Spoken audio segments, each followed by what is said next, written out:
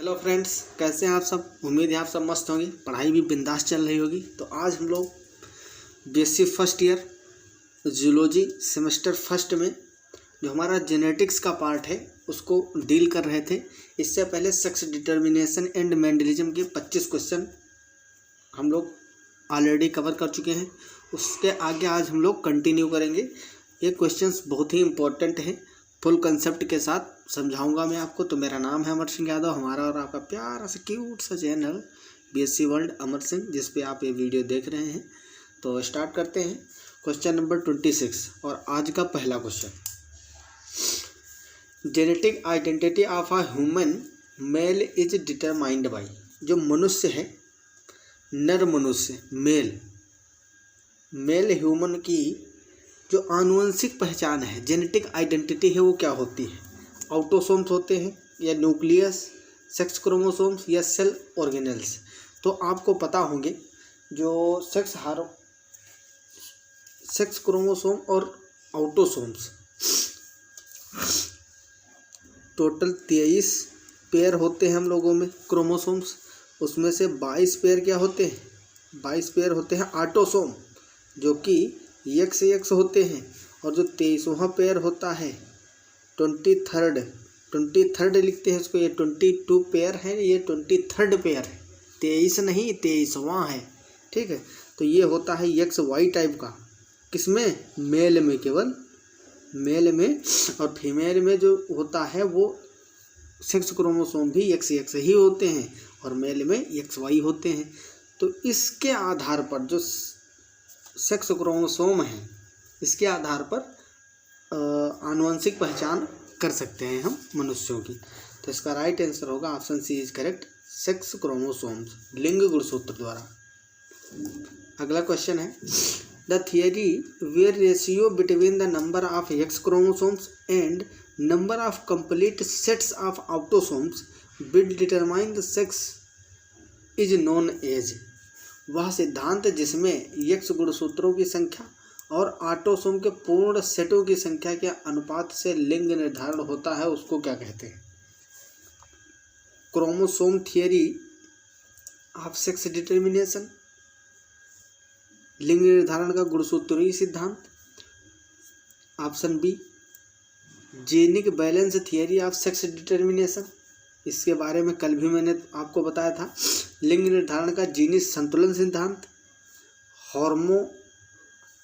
Hormonal balance theory of sex determination, लिंग निर्धारण का हार्मोनी संतुलन सिद्धांत। या इन्वायरमेंटल सेक्स डिटर्मिनेशन थियरी, पर्यावरणीय लिंग निर्धारण सिद्धांत। तो इसका राइट आंसर है option B.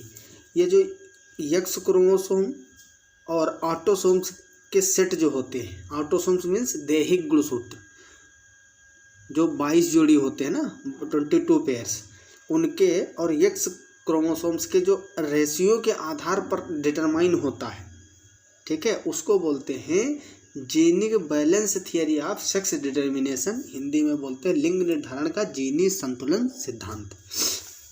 Question number 28,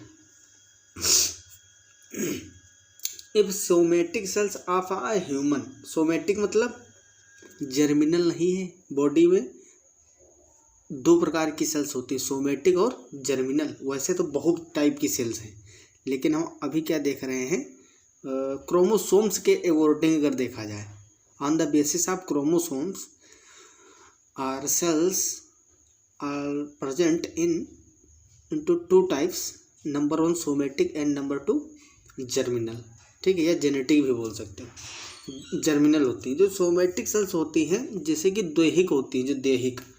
In somatic cells of a human male contains single bar body. The genetic composition of the person would be. यदि एक पुरुष की सोमेटिक कोशिका में एक बार बॉडी उपस्थित होती है, तो इस व्यक्ति का आनुवंशिक संयोजन क्या होगा। अगर एक बार बॉडी प्रेजेंट है तो इसमें XY जो है, इस तरह का कॉम्बिनेशन आपको मिलेगा। Chromosome theory of sex determination was proposed by,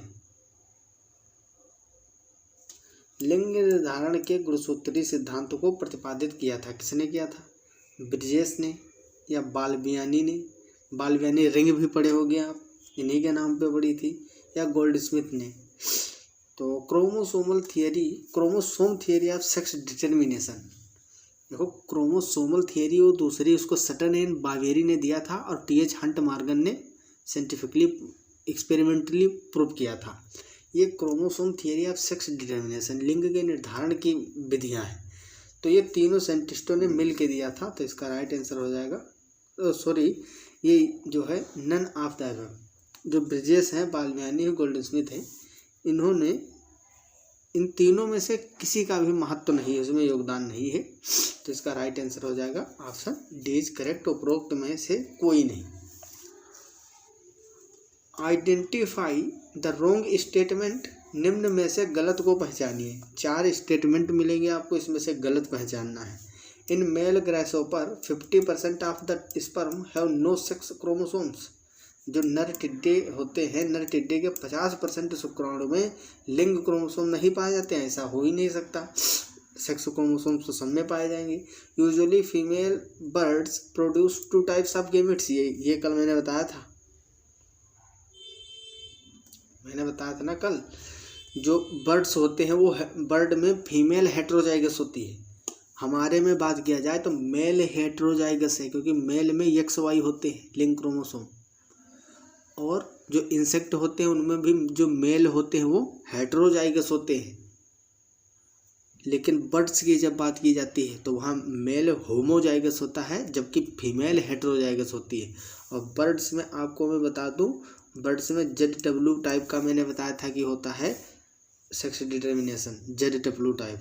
इसमें क्या होता है, जो ये क्या है, फीमेल है, फीमेल में क्या होंगे ZW, और जो मेल होता है मेल में एक ही प्रकार के होते हैं, ओनली Z। तो मेल होमोजाइगस और ये हेट्रोजाइगस है। इसमें पूछा usually female bird produce 2 types of gametes based on sex chromosomes. तो ये बात एकदम सही है, पूछा इसमें रॉन्ग, तो रॉन्ग पूछा है। आगे देखते हैं। सॉरी, ये जो पहला ऑप्शन था ना, इसमें भी सही होगा, क्योंकि जो ग्रासोपर है, ग्रासोपर एक इंसेक्ट है और इसमें XO टाइप का होता है ना, XO टाइप का सेक्स डिटर्मिनेशन। ये वो जो है इसको 0 भी बोलते हैं कई लोग। तो X देखो 50% क्रोमोसोम है, 50% नहीं वाले भी होंगे। Question option number C, the human mails have one of their sex chromosomes much shorter than the other. नर मनुष्यों के लिंग क्रोमोसोम में से एक अन्य की तुलना में बहुत छोटा होता है, ये बात सही है। जब ह्यूमन मेल की बात करते हैं, ठीक है, ह्यूमन मेल में XY टाइप के होंगे, XY टाइप। ये जो Y है ये X के कंपैरिजन में बहुत छोटा होता है। X होता है बड़ा और Y क्या होता है, छोटा होता है। तो ये भी बात सही बोली गई। अगला है option D, in domesticated fowls the sex of the progeny depends on the type of sperm that fertilize the egg. पालतू मुर्गा या मुर्गी में संतति का लिंग अंड से निषेचित होने वाले शुक्राणु के प्रकार पर निर्भर करता है। तो ये बात गलत है, सॉरी, उस पर निर्भर नहीं करता है। अगला क्वेश्चन है, in melandrium the sex determination type is. जो मेलेंड्रियम है, मेलेंड्रियम में लिंग निर्धारण का कैसा प्रकार होता है। तो मेलेंड्रियम में X और XY टाइप का पाया जाता है। अगला क्वेश्चन है 32, which one of the following conditions correctly describe the manner of determining the sex in the given examples। निम्नलिखित में से वह कौन सी एक दशा है जिसमें दिए जा रहे उदाहरण के संदर्भ में लिंग निर्धारण की सही विधि बताई गई है। Homozygous sex chromosomes produce mail इन ड्रोसोफिला। देखो बात की जा रही है ड्रोसोफिला की। आपको कल मैंने बताया था जो ड्रोसोफिला होती है इसका मेल होता है हेट्रोजाइगस। ड्रोसोफिला का मेल एक्स वाई रखता है, हेटेरोजाइगस होता है। जैसे सेम हम लोगों में, जैसे ह्यूमंस में होता है सेक्स डिटरमिनेशन, सेम ड्रोसोफिलम होता है। इसमें पूछा है कि जो मेल होता है, मेल वो एक जैसे सेक्स क्रोमोसोम प्रोड्यूस करता है, होमोजाइगस, तो ये बात गलत है। करेक्ट मैच करना है, तो ये तो गलत हो गया। जो संयुग्मी लिंग गुणसूत्रों से ड्रोसोफिला में नर बनता है, गलत है। Homozygous sex chromosomes determine female sex in bird. अब देखो बर्ड पूछा है, तो बर्ड में जो फीमेल है, यही तो एक्सेप्शन बताए थे।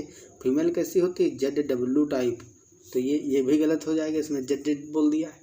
समयुग्मी लिंग गुणसूत्रों ZZ से पक्षियों में मादा सेक्स का निर्धारण होता नहीं, जब ZW होगा तब मादा पक्षियों का निर्धारण होगा। Option C, XO type of sex chromosomes determine male sex in grasshopper, ये राइट आंसर है। जो ग्रासहोपर है उसमें XO टाइप का होगा।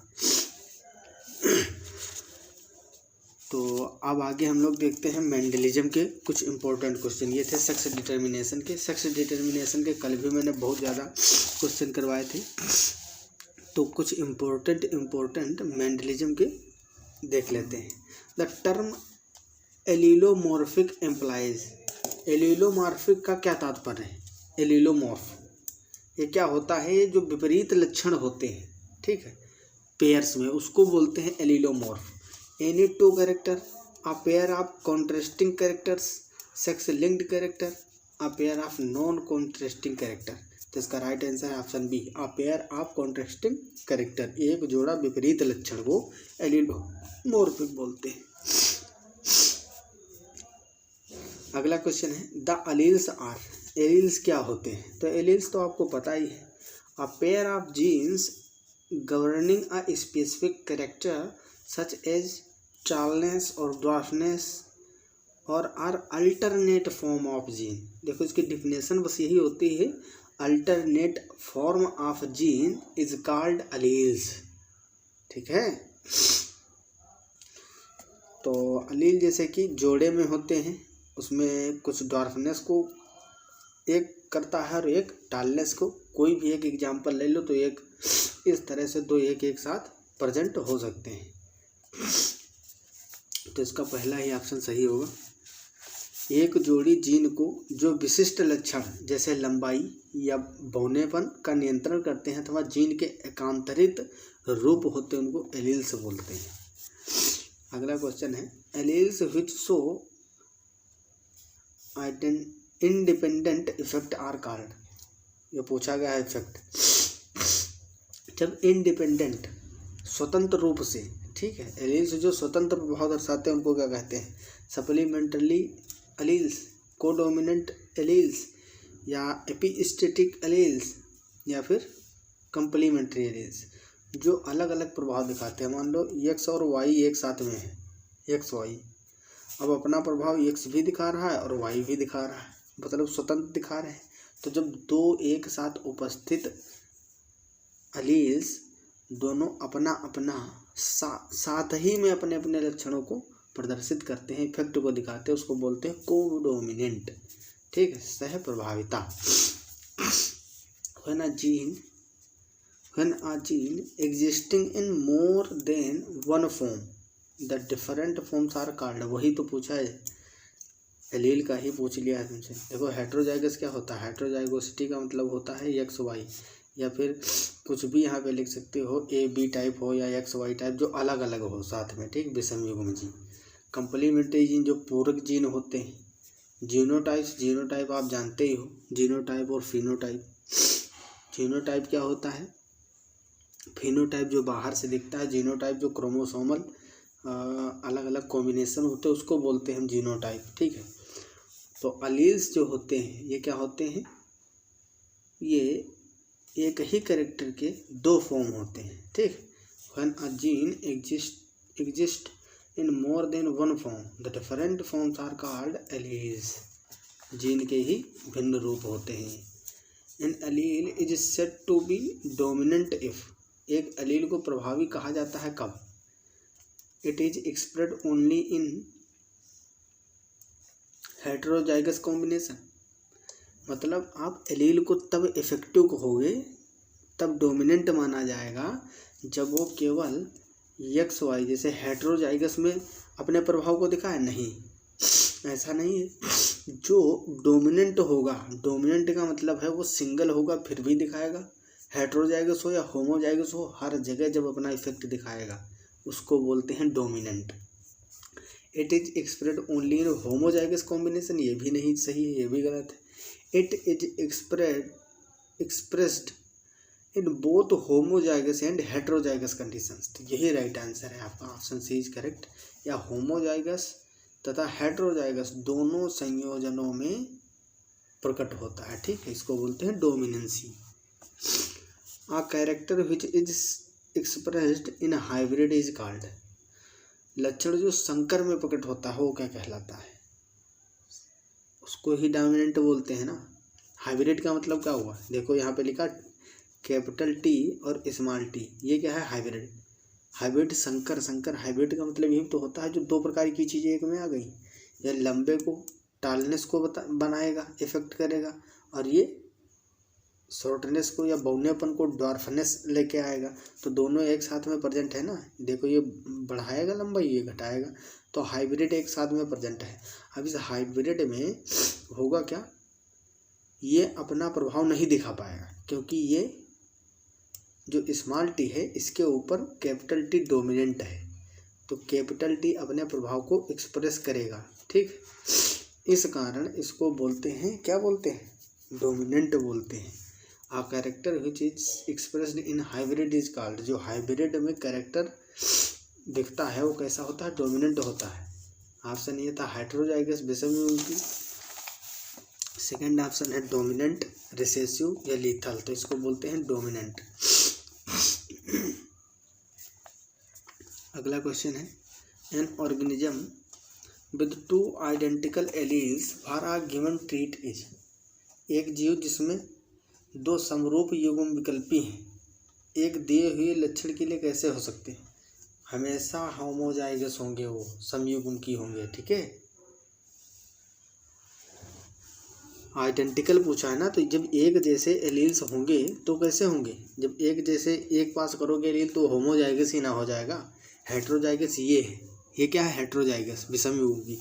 जब आइडेंटिकल एलील्स एक पास होंगे, या कैपिटल टी कैपिटल ले लो या स्मॉल टी स्मॉल टी, ये दोनों क्या है? आइडेंटिकल है एक साथ, तो जब आइडेंटिकल लोगे तो वो हमेशा होमोजाइगस ही हो जाएंगे, ठीक है। अगला क्वेश्चन है, how many different types of genetically different gametes will be produced by a heterozygous plant having the genotype A capital A capital B small B capital C small C. ये आपको दिए गए हैं, जीनोटाइप दिया गया है, इसमें से पूछा है कितने टाइप के गैमेट बन जाएंगे। जेनेटिकली डिफरेंट मतलब कितने टाइप के प्लांट बना सकते हो जो जेनेटिकली रूप से डिफरेंट हो, सेम ना हो, अलग अलग हो, कितने फॉर्म्स हो सकते हैं उसके। Genotype A capital B small B capital C small C वाला हेटेरोजाइगस पौधा कितने आनुवंशिक रूप से भिन्न गैमेट्स उत्पन्न करेगा? तो आपको इसके लिए फॉर्मूला बताए थे। फार्मूला क्या बताए थे? n की पावर 2 n का स्क्वायर कर दो सीधे, गैमेट इज इक्वल टू। अब n क्या है? n होता है number of हेटेरोजाइगोसिटी, number of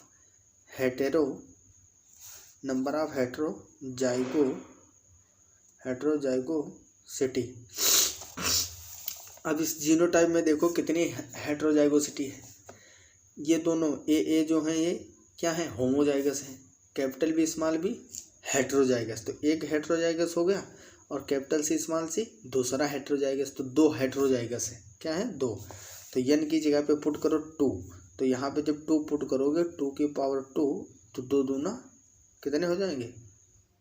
A is equal to बराबर लगाया है मैंने, ऊपर लिख रहा हूँ 4, ठीक है। तो 4 प्रकार के जेनेटिकली डिफरेंट गैमेट मिल जाएंगे, तो इसका राइट आंसर हो जाएगा ऑप्शन बी इज करेक्ट 4, ठीक है। 4 करेक्ट होंगे।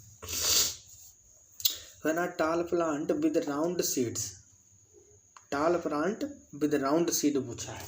अब ये बहुत ही अच्छा एग्जाम्पल है आपको, ठीक है, बहुत अच्छा इंटरेस्टिंग क्वेश्चन है, और इसी तरह से क्वेश्चन पूछा भी जाएगा आपके वेंडलिज्म से। When a tall plant with round seeds crossed with a dwarf plant with wrinkle seed.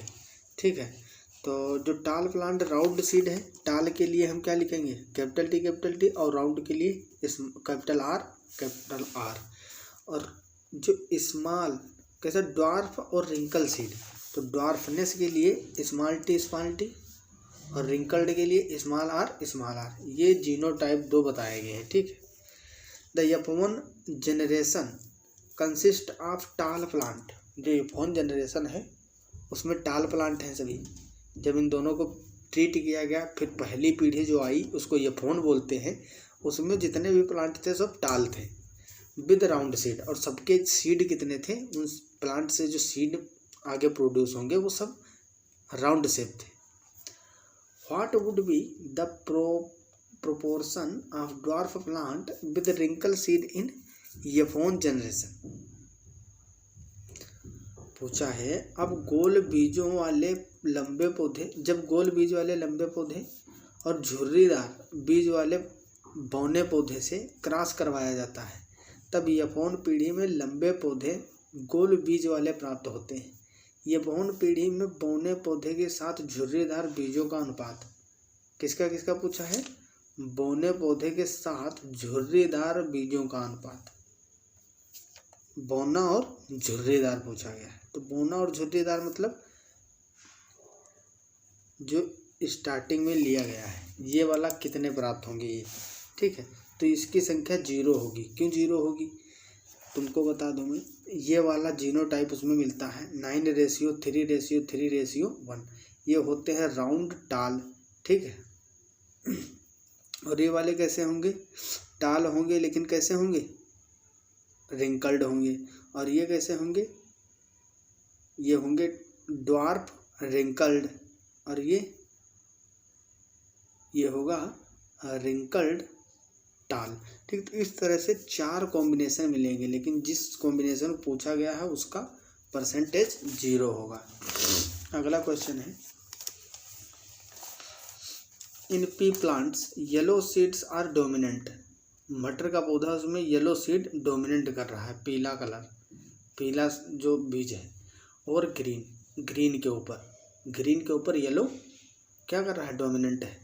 If a heterozygous yellow seeds plant is crossed with a green seeded plant, that ratio of yellow and green seeded plants would you expect in F1 generation. मटर के पौधे में पीले बीज हरे बीजों पर प्रभावी हैं।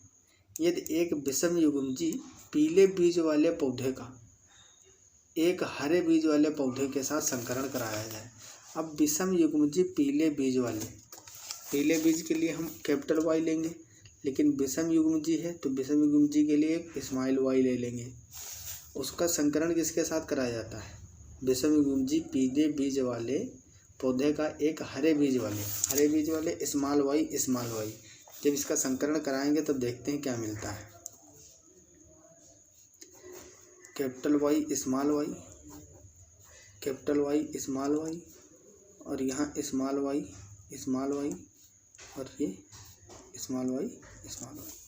तो इस तरह से ये दोनों पीले होंगे क्योंकि इसमें हेटेरोजाइगस कंडीशन है। एक है कैपिटल Y और एक स्मॉल y।